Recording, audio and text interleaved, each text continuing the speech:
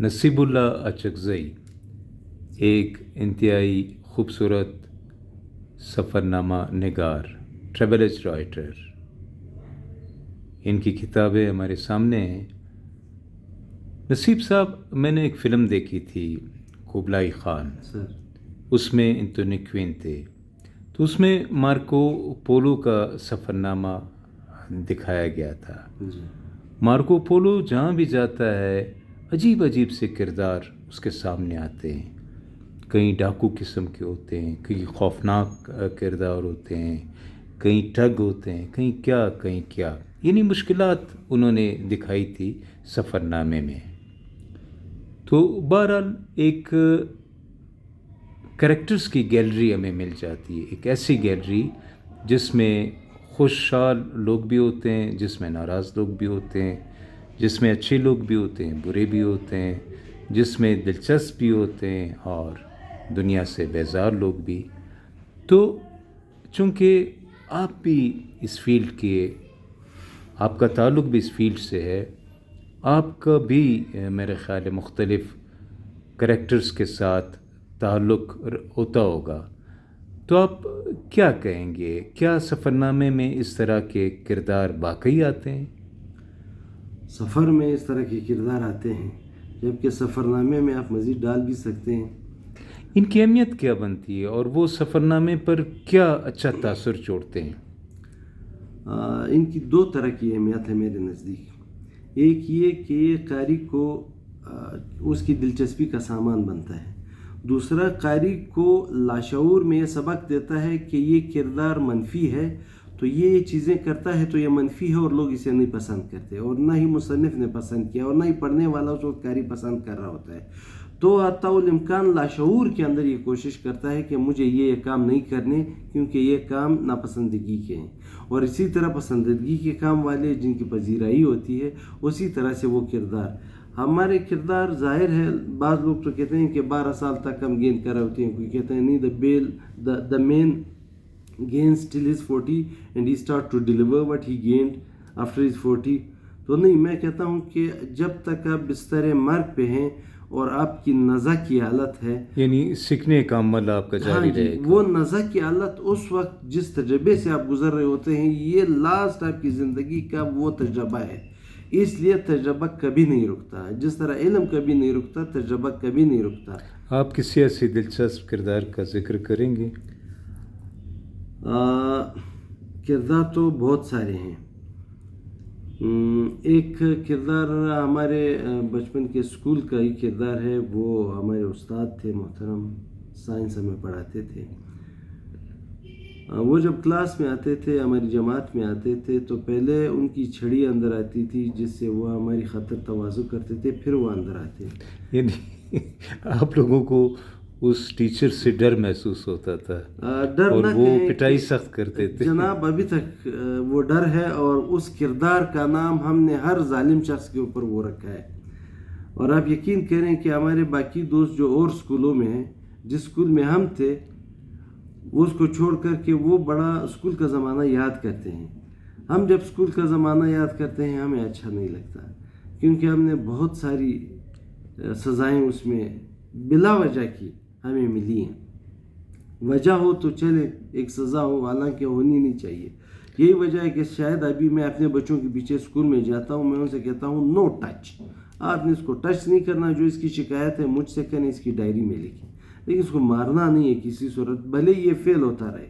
اور یہ میرے ایمان کا حصہ ابھی بن چکا ہے. کیونکہ اچھا، بعض لوگ فاروق صبر صاحب کہتے ہیں کہ بچوں کی تربیت کیسے کی جائے، مختلف لوگوں سے رائے لیتے ہیں.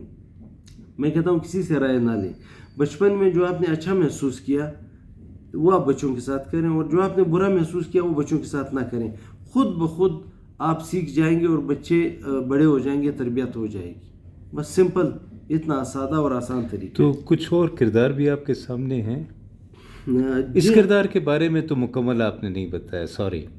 نہیں، اس کے لیے پھر یہ ہے کہ ہمارے لیے محترم ہے، تھے تو ہمارے استاد ہی، تو نہ میں ان کا نام بتا رہا ہوں، نہ میں اسکول کا نام بتا رہا ہوں. آپ کہہ رہے تھے کہ جس طرح ہم توقع رکھتے ہیں.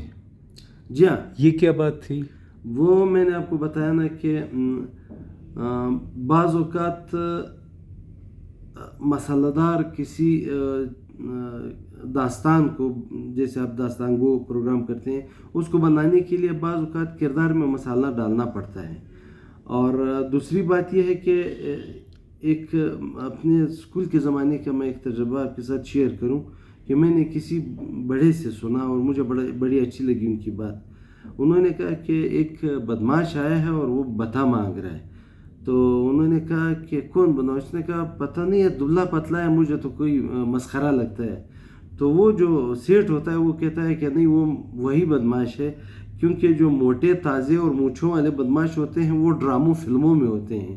جو اصل بدماش ہوتے ہیں وہ دبلے پتلے ہوتے ہیں، کیونکہ ہر پریشانی ان کا مقدر ہوتی ہے، اور پریشان آدمی کبھی موٹا نہیں ہوتا.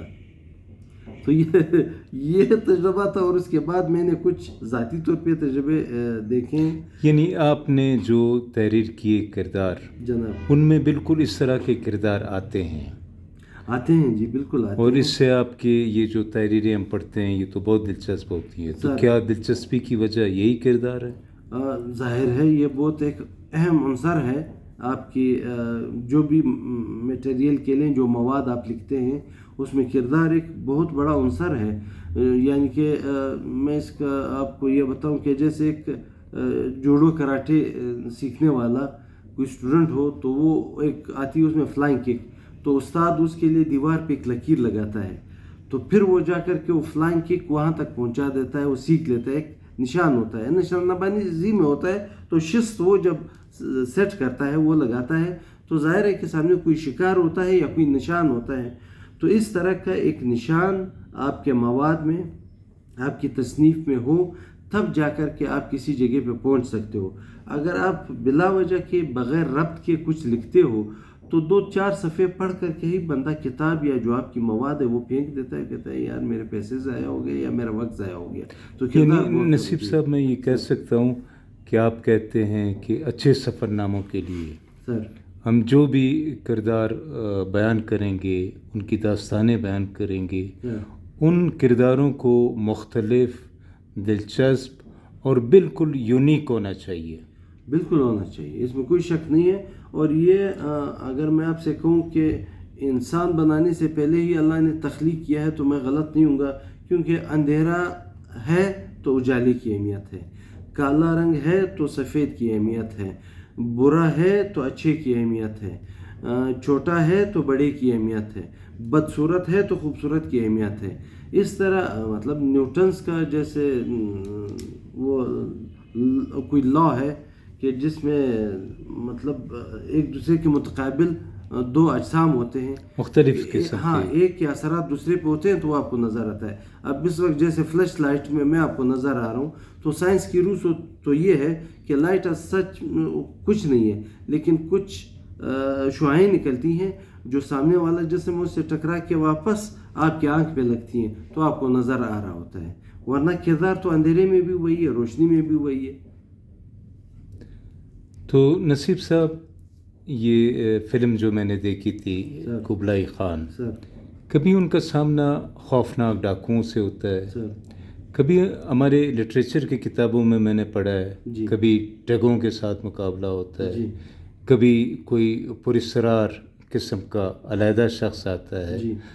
پھر آپ نے ایک ڈر اور خوف کی بات کی تھی کہ خوفناک کردار بھی ہوتے ہیں. کیا ایسے کرداروں کو آپ نے بھی اپنے سفر ناموں میں جگہ دی ہے؟ نہیں، میں نے جگہ نہیں دی ہے. اس کی ایک خاص وجہ ہے. اتفاق سے میں جب پاکستان سے باہر گیا ہوں تو 2-4 سفر میرے ایسے اکیلے ہوئے ہیں کہ ایک بندہ ساتھ ضرور ہوتا ہوگا یا 2. لیکن جو سفر نامہ میں نے انڈیا کا تحریر کیا ہے، اس میں ہم میرے خیال میں 262 یا 272 وکلاء تھے سپریم کورٹ کے. جب ہم گئے تو ہمیں وہاں پہ ایک طرح سے پروٹوکول بھی تھا انڈیا کے اندر. وہ ذاتی تجربہ جو آپ اکیلے سفر کرتے ہیں اور بیک پیک آپ کے پیچھے لگا ہوتا ہے، وہ ایک الگ چیز ہے. جیسے میں یعنی آپ کہتے ہیں کہ 2 طرح کے سفر ہوتے ہیں، ایک آپ اکیلے کر رہے ہوتے ہیں، ایک کسی کے ساتھ مل کر. لیکن جو تجربہ تنہا سفر میں ملتا ہے وہ زیادہ بہترین ہوتا ہے، زیادہ قوی ہے، زیادہ بہتر ہے اور زیادہ مفید ہے. اس میں کوئی شک نہیں. تو نصیب صاحب، آپ کے ساتھ واقعی بڑی مزیدار گفتگو رہتی ہے. سر مسئلہ ادھر وقت کا ہے. بہرحال بہت اچھی باتیں ہوئی. بہت بہت شکریہ آپ کا. آپ کا شکریہ سر. نوازش.